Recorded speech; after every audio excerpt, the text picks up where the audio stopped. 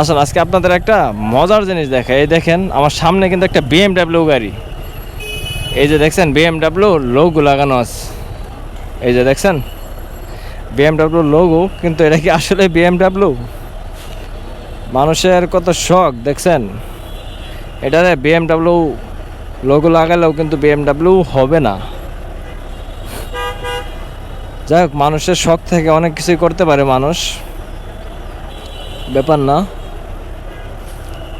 এটা একটা হলো একটা সুজুকি কোম্পানির গাড়ি দেখছেন, কিন্তু এখানে বিএমডাব্লিউ স্টিকার লাগায় রাখছে। হয়তোবা ওই লোকটার বিএমডাব্লিউর প্রতি অনেক শখ, যার ফলে বিএমডাব্লিউ লোগো লাগাইছে এখানে। দোয়া করি বড় ভাই আপনার একদিন বিএমডাব্লিউ কেনার সামর্থ্য হোক।